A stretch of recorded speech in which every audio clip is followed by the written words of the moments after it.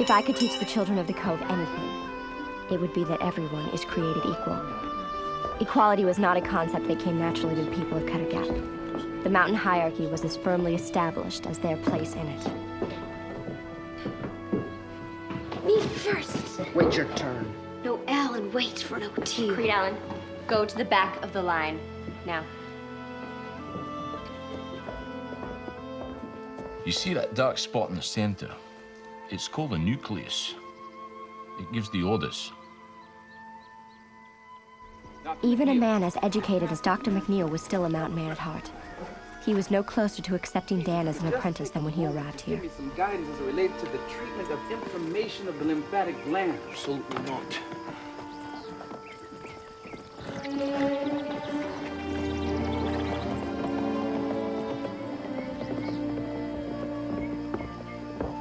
Miss Alice, Dr. MacNeill allows Dan to read his medical journals, but he will not accept him as a student. It isn't fair. I don't believe it's about fairness. I believe Dr. MacNeill is testing his mettle. Daniel Scott's a patient man. We must be as well. I'll return before the month is out. And, Mrs. Spencer, I appreciate your staying until Reverend Grantland returns. Yes, ma'am. And don't worry, I will hold down the fort till the preacher gets back from Lefty Branch. Honestly, Miss Alice, haven't I proven I can manage on my own? Miss Christy, she gonna open my present? No interrupting, Creed.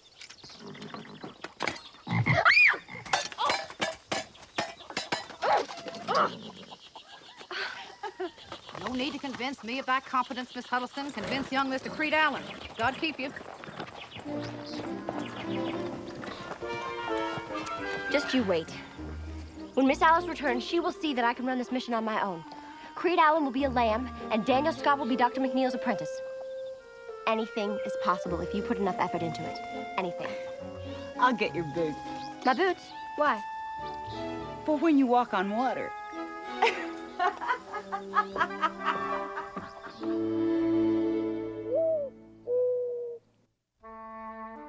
The Great Smokies. When I left my city home to be a school teacher at a backwoods mission, I dreamed of adventure. I wasn't ready for the real challenges of life in these mountains. I'd have given up, if not for the children. I came to Cutter Gap to teach, but they show me every day that I'm here to learn.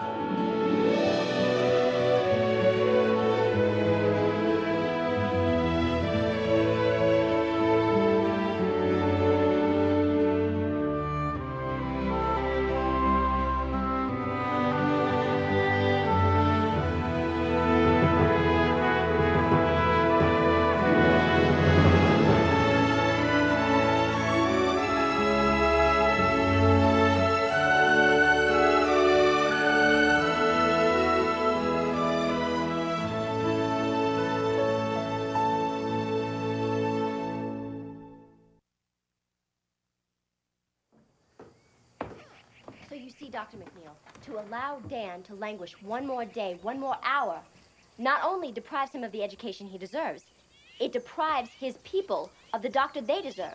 Just think of it. Men, women, and children suffering. I'm humorous. Mm-hmm. I'm right, you know. I have to be prepared, otherwise he will never take me seriously. He challenges everything I say to him. You don't know him. Oh, I've known Neil MacNeill his whole life. You can't talk that man into anything. Nope. Sermonizing at him won't do it. What will?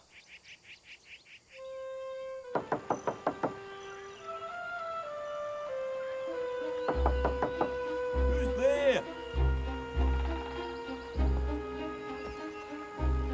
Can I help you?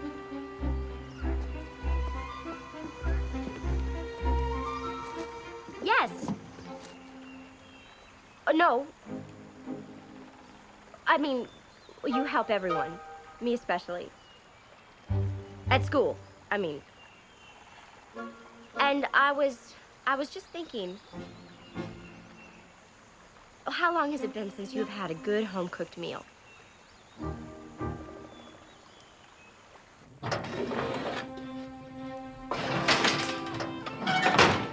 I don't get visitors often.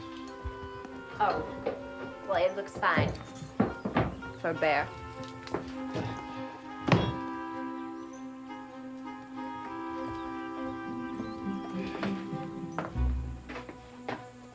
That looks tasty. Perhaps you could Yes. pick some flowers Flowers. for the table. They'll smell nice.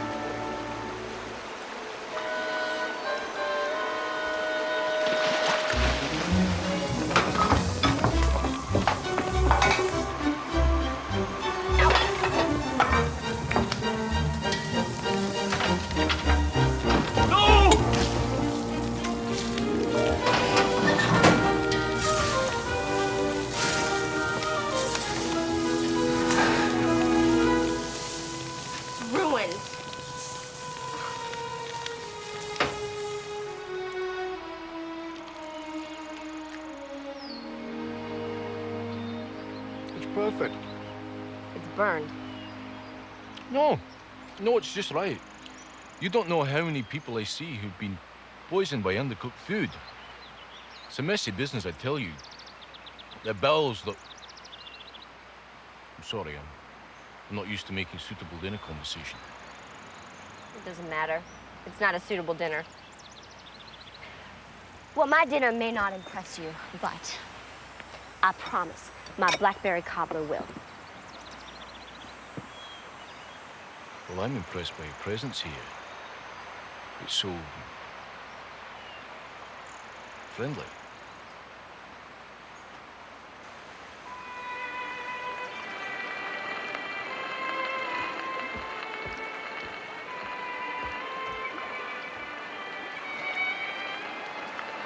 I didn't know you had a phonograph.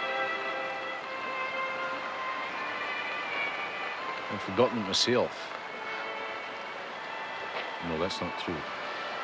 I just didn't realize how much I missed it. How much I missed so many things. It's like magic. It is. May I have the pleasure of this dance, ma'am? I didn't know you could waltz, Dr. MacNeill. You should see my sword dance. Can't tell you how much your visit has meant to me. You work too hard. You need someone who understands what you do. Someone who will be there for you when you're tired. Someone who you can talk to about your patients and who will help you care for them. Frankly, I can't understand how you've managed this long alone. Miserably, really. I think it's time you accepted a helpmate. I think you're right. Oh, he will work so hard for you. He? Why, Daniel Scott. Finally, you will get the help you need, and he idolizes you. He has sacrificed everything to come here and learn from you. You and Alice Henderson are like two peas in a pod. You come up with these ideas, and I have to carry them out. I'm sorry, I don't understand. You want to change Daniel Scott's life, but in order to do that, I have to change mine. And I won't do it. Not for burnt chicken, blackberry cobbler, and a cheap dance by the river. Are you suggesting that I'm not suggesting anything. I'm just saying no. But Dr. MacNeill, I had no Alice Henderson and yourself brought Daniel Scott here, and you can send him home. Well, you are a stupid, stubborn Scot who doesn't deserve Daniel. And you're a rotten cook. Oh.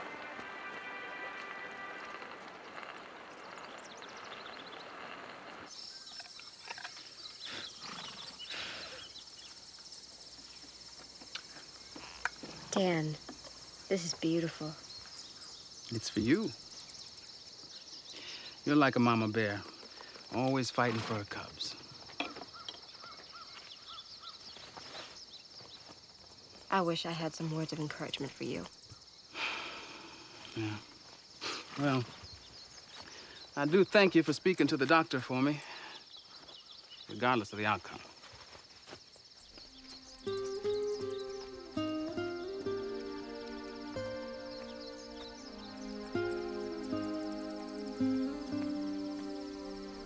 I looked at Dan's finely carved animals and wanted to cry. They spoke from his heart of great loneliness.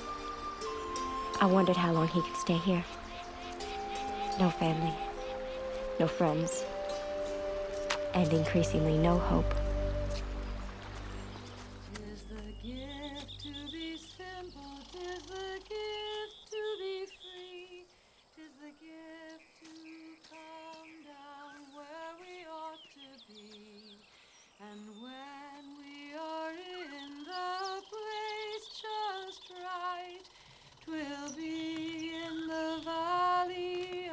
But sometimes hope, like love, is blind. You're the stranger I've been hearing in the woods. Yes, ma'am. I didn't know that you were here. I would certainly have asked for permission to hunt your land. Well, it's your land just as much as mine. I'm just setting my table. I always put something extra down for my critters, and you're welcome to share it with me if you'd like. I know it isn't much, just beans and bread. No, ma'am, it's not that. It's just...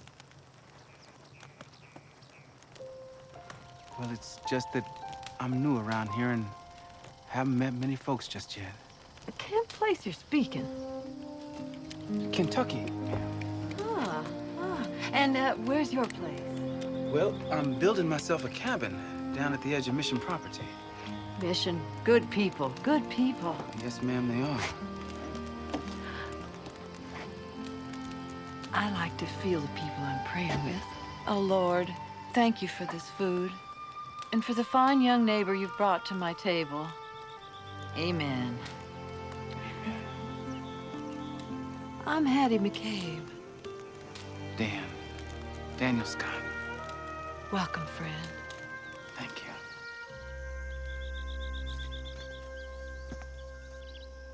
you. I'm sorry to trouble you, Fairlight, but this should hold the mission for a while. What? I ain't said a word. Your silence is so loud, my ears are ringing on my head. My thoughts and your ears have no business together. Mark my words. I'll not darken the door to that mission again.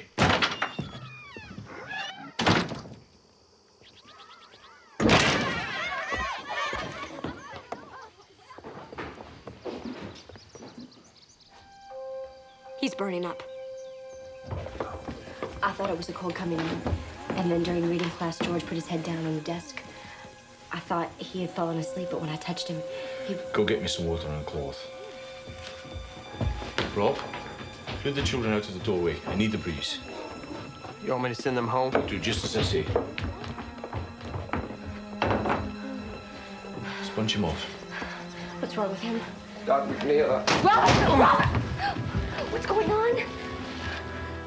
Find Fairlight. Gather the children outside the school. Keep them calm and check them quietly for symptoms. I'll come out as soon as I can. What is it? He's got no rash. Yet. Rash. Find a white cloth and run it up the flagpole.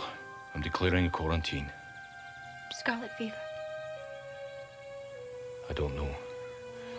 But until I find out, no one leaves this mission.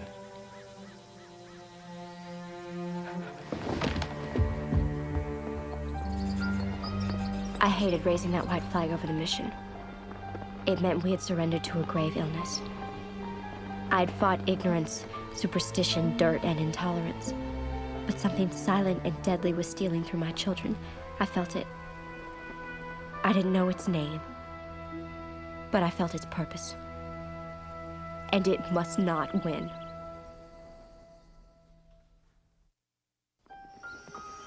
Four more children fell ill that night.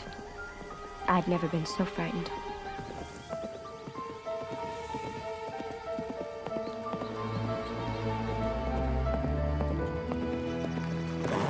I saw the white flag on the way in. I came as fast as I could. 6 children are ill. It could be scarlet fever. No one leaves the mission or comes in. This is my mission. Sick or not, I serve these children. Fine then. You've been warned. Put that down! How many times have I lectured the children about not sharing the dipper, Miss Huddleston? Perhaps if you took better care of your children instead of campaigning for Dan Scott, we might not have a medical emergency on our hands.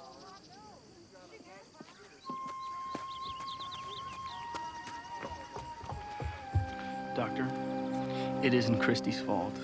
She has a gourd for every child with their name on it.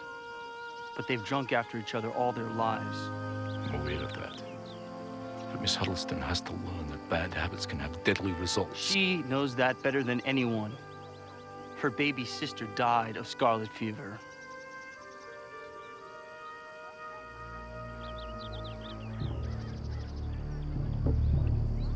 Dan, you found sunflowers.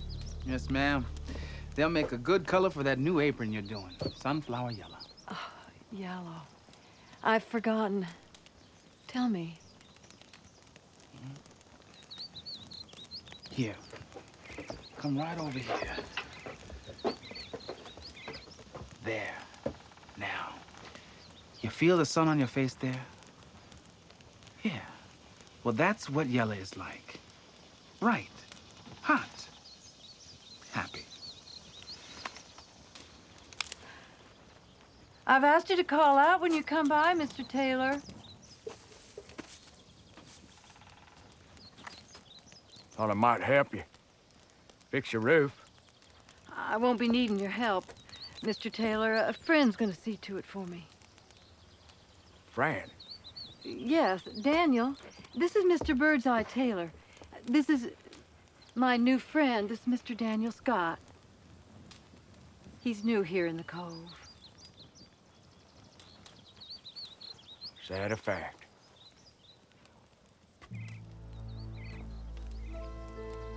Seems he come same time as the fever. Fever? What fever? All the children down to the mission are stove up with a fever. Been wondering what brung it on. I best be going, Miss Hattie. You're a healing man, Daniel. They'll need your help. You go on down. Yes, ma'am.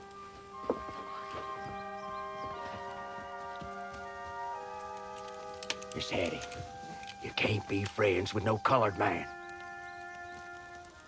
Didn't know that, did you? That your friend was black as midnight.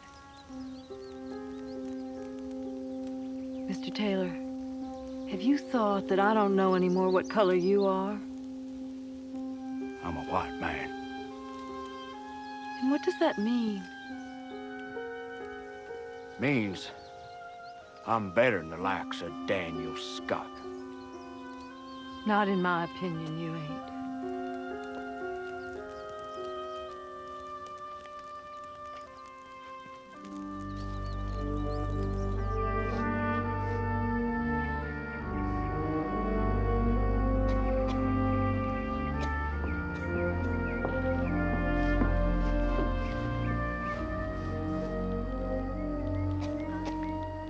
Miss Christy?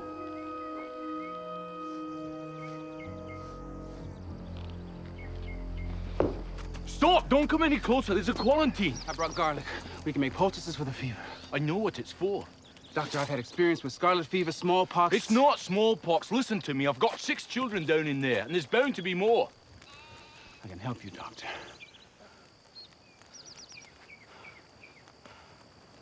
Dr. MacNeill.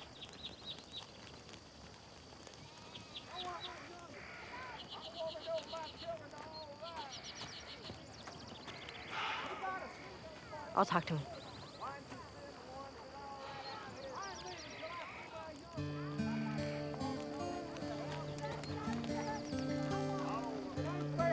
Can't I take my other young'uns back to home?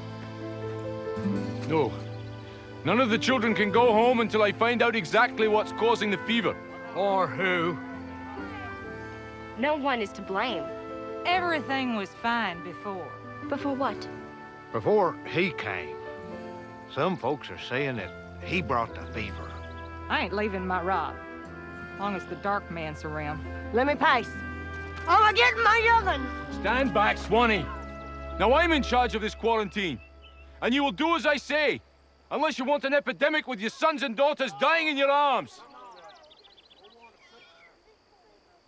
Now go home. Please.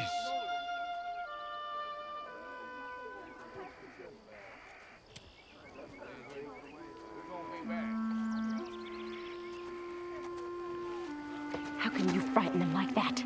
They need someone to blame. Do you want it to be Daniel Scott?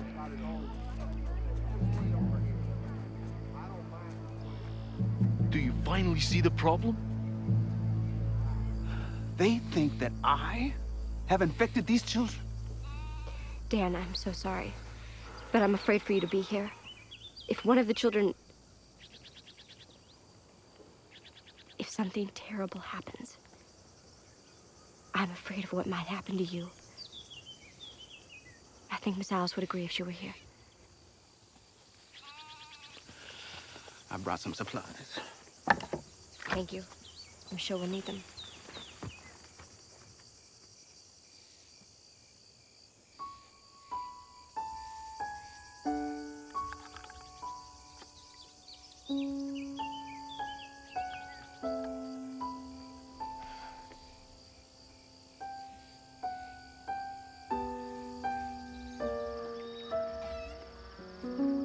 Looks almost real.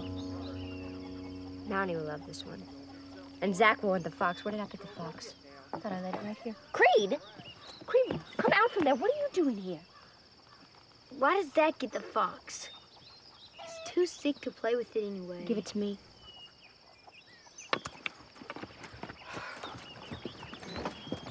Creed is worse than ever. I'm sorry, Philette. I know he's your nephew. But what do you do with a child who constantly wants what he's not supposed to have? Yeah. My little brother Charlie was like that. His pudgy little hands were always pink from being slapped away. Mama was so afraid she'd have a spoiled child. One day, Charlie spied himself this big bowl of shiny green apples. And he wanted one of them apples more than anything else in the world. But Mama had just enough for a pie for supper. So lickety-split, she sent him outside before his tears even had a chance to dry. Later on, when the pie was cooling, she went looking for him. She had a spoon for him to lick. But she couldn't find him anywhere.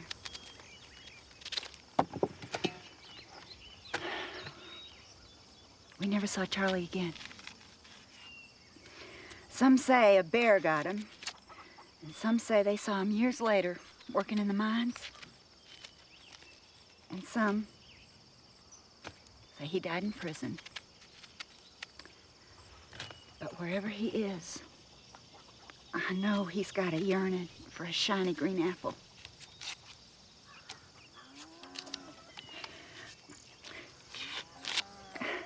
I'm sorry, Miss Christy. I never could peel an onion. I can't find Creed.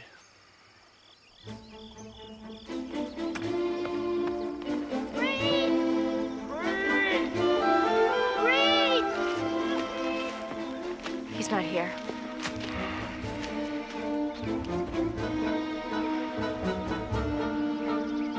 You've got to find him before he infects the entire cove. He's so little. I'll get my horse. No, Christy, you have to help Dr. MacNeill.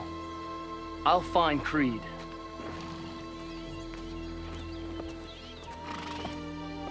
Miss Huddleston, you needed inside.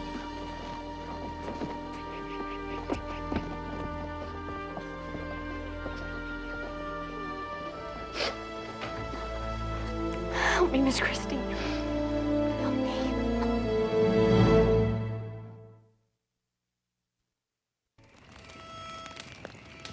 The parents returned, their fires flickering in the field like an armed camp. War must feel this way.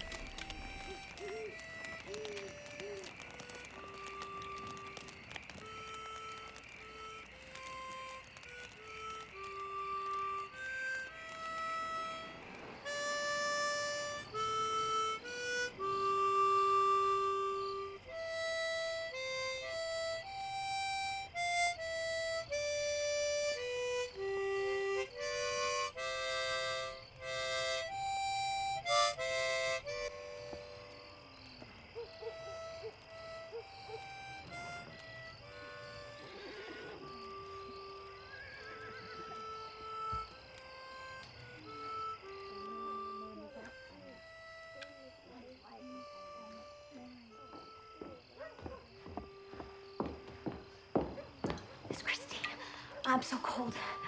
Can't you please make me warm? Of course I can. We have lots and lots of quilts. No, Miss Christy, please don't leave me. I won't leave you, Ruby May. I promise. You rest now.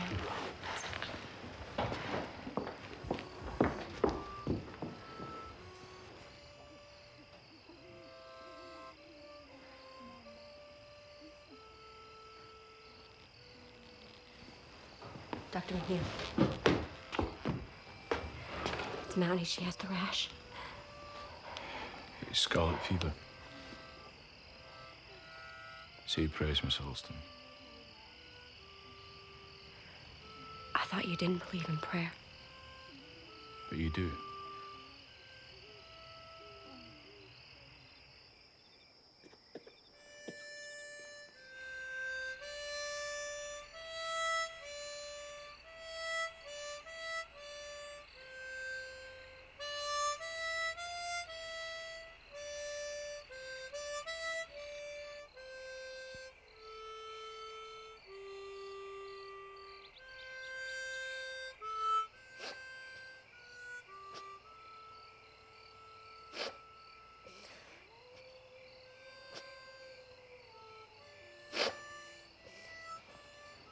Ruby May? Don't cry, Ruby May. Listen to John Spencer play that harmonica. Ain't he a wonder? He plays like you right, Rob Allen.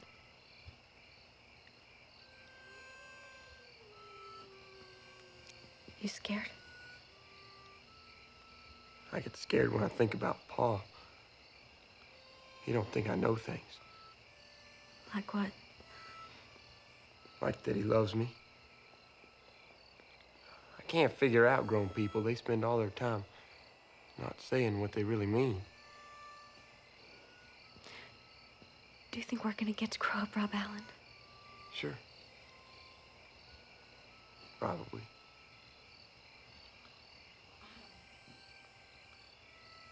I don't want to die without ever having my first dance. I want a fella to look at me from across the room. Not even to see all the other girls. He'll hold out his hand, and I'll take it. And then we'll dance. And there won't be nobody else in the room. Nobody but us.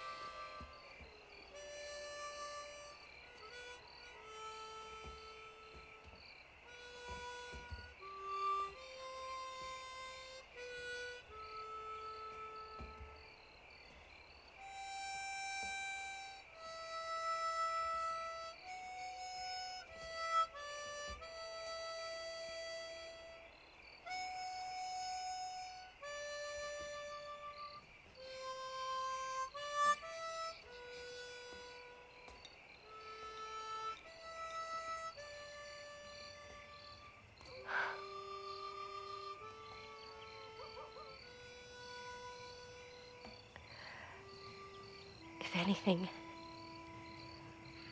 happens to those children, I will never forgive myself. You haven't done anything wrong. I was wrong. Wrong for accusing you. I was just angry at you caring for Dan Scott. Why? Because it wasn't me.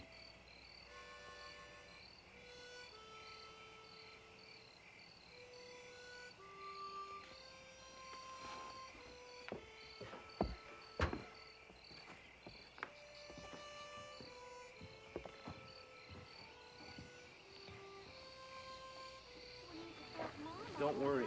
I'll reshoot prints and head back out. No one in the cove has seen him. Not hide nor hair. I had to warn everyone he could be carrying the fever. David, I'm so worried. What if he's sick? What if he needs help? Then we'll find him. I'm worried sick about that boy. I got a bad feeling. Fairlight, where would he go? Somewhere where he thinks nobody will look for him.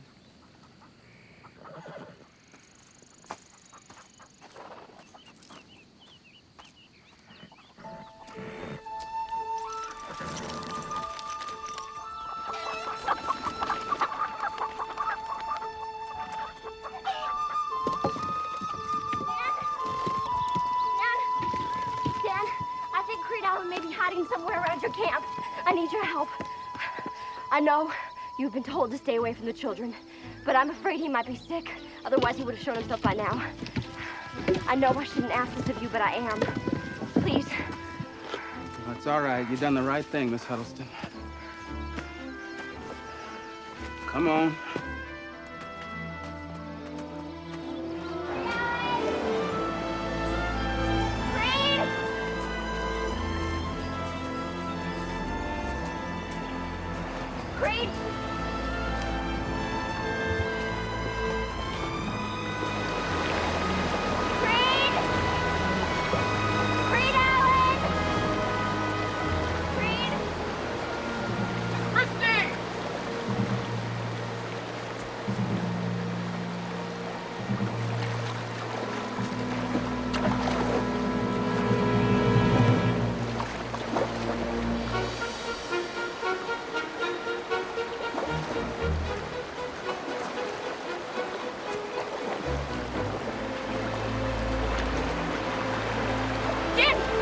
What are you doing?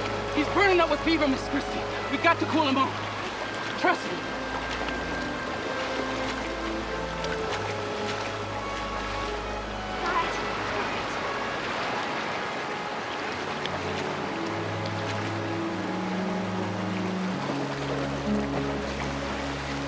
Come on.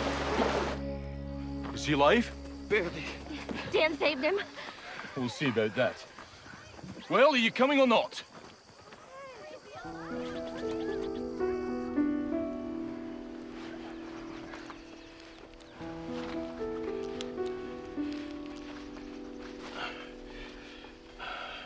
You took a big chance.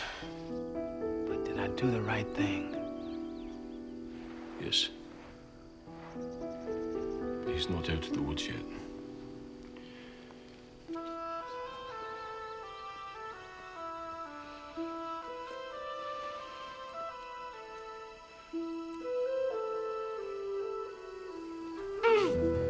Dr. MacNeill, come quick. Dan! He's convulsing. We gotta rub him down. Where's the alcohol? No, it's too late. Just hold him still. We're losing him. Not yet, we're not. What are you doing? Hold him down. Keep him still.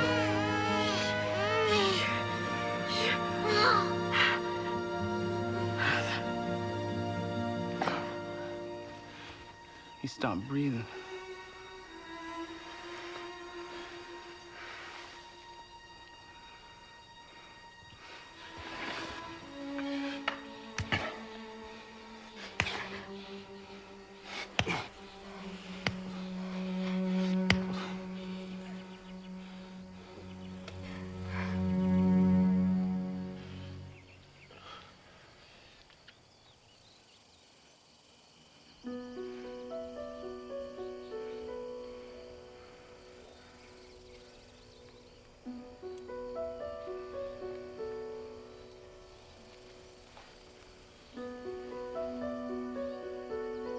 Creed Allen ain't gone.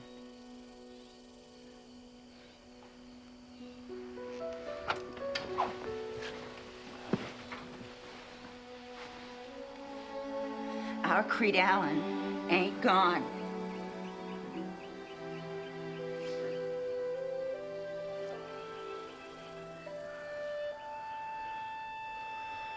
Do you believe that Creed is gone?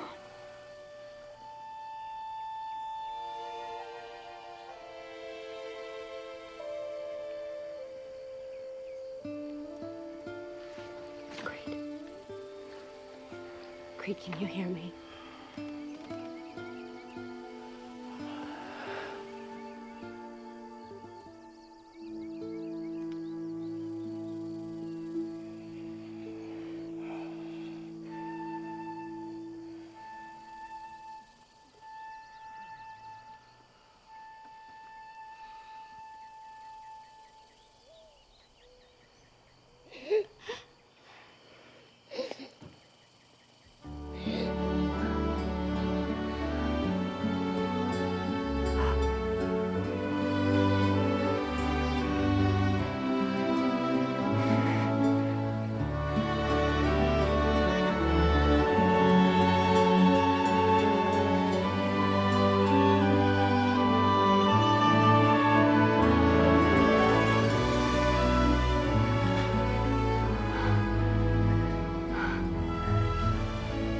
Dreamed about apples.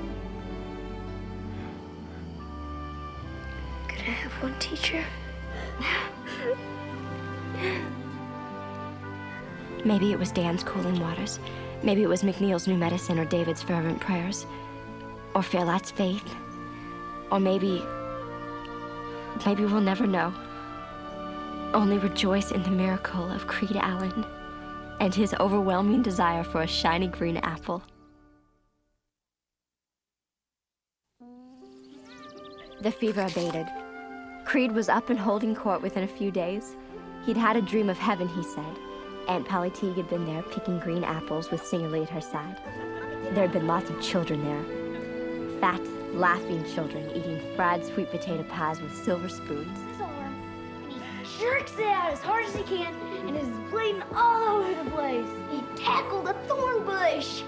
Tackled a thorn bush.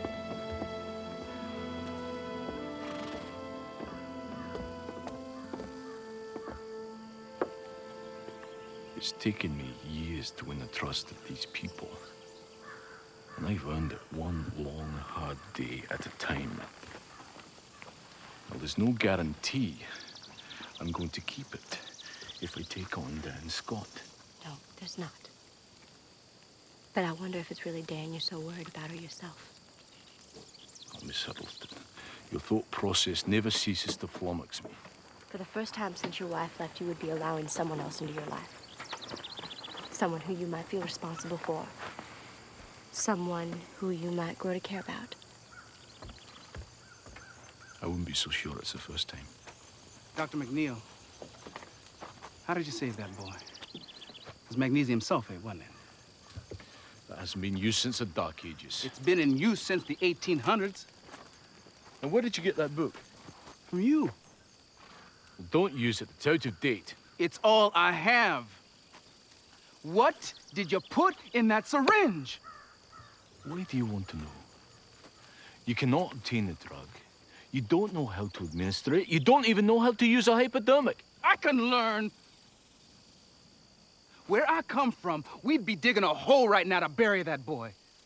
You go into convulsions, you die. I've witnessed a miracle here. I saw life instead of death, and you hold that knowledge in your head. And I want it. I need it. And I will not leave this mountain until you look me in the eye and tell me that I don't have what it takes to become a good doctor. Or maybe I don't have what it takes to be a good teacher. Well, I think you do. If you can see past the color of my skin.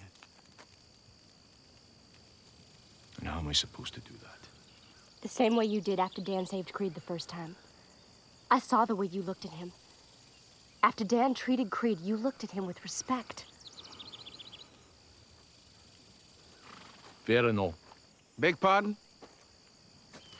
The drug I used was Veronal. It was first used successfully in 1903 to sedate dogs. How does it work? It works on the central nervous system of the dog. Hold on now. Is this my first lesson? Yes. Do you want it on paper? Your word is good enough for me. You've got it. And don't interrupt me again when I'm speaking. All right. Now, what you have to remember when you're dealing with sedation. You've been terrible patients. Squirrely and fidgety. Every last one of you. But you're a brave lot. And I'm proud of you. Now, I want you to thank Miss Christy, and Reverend Grantland, and Mrs. Spencer for putting up with you. But you should especially thank Dan Scott, who found Creed Allen and risked his own life to bring him back to us. Now listen carefully, because he has something he wants to say to you.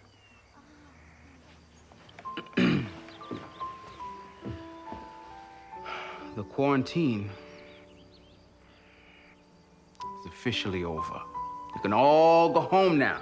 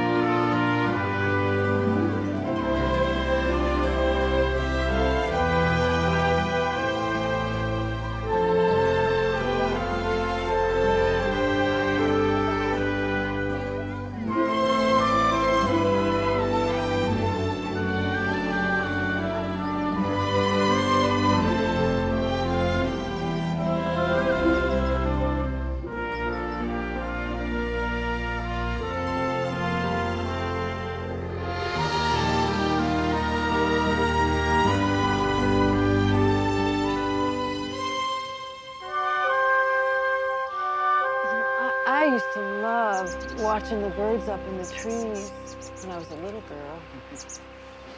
Tell me about that bird up yonder. Oh, he's a mottled brown color with a yellow neck. Oh, no, don't tell me about the color, Dan. Tell me about the bird. Well, he's a dandy type fella, you'd have to say. He keeps preening and cleaning himself, and he's fluffing his feathers, and he keeps hopping from branch to branch like a toe tap dancer. I knew it.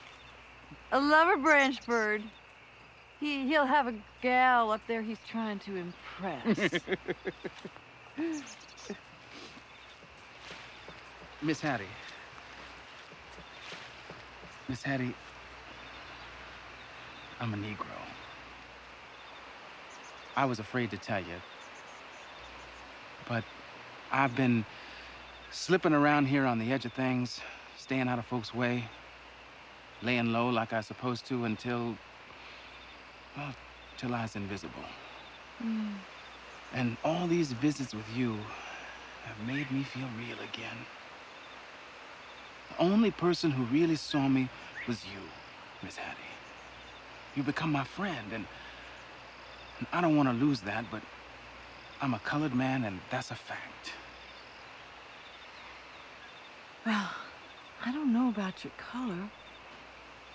Bird's Eye says you're as black as midnight. I don't know about midnight, except it's still and quiet. A peaceful time. I've always liked it. Vincent, I need a word with an A. Creed, pay attention. Animals. Very good. 12. Ow! Creed was still no angel.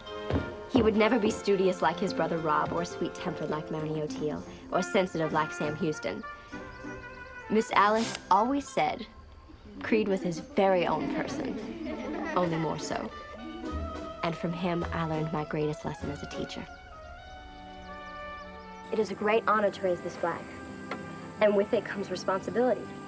You have to arrive early every morning, rain or shine, to perform your duty. Creed Allen.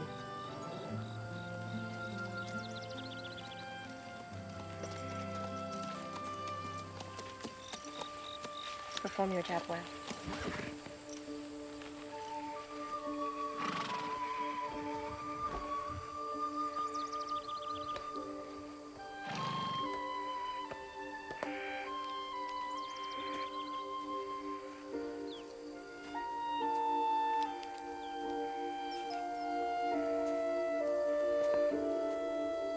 I learned that I could respect all my students the same, but I couldn't always treat them the same.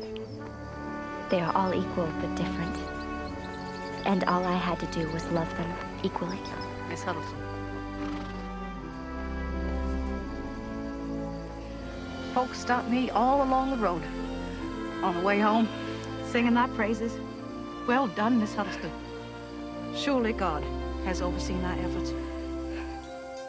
You have no idea.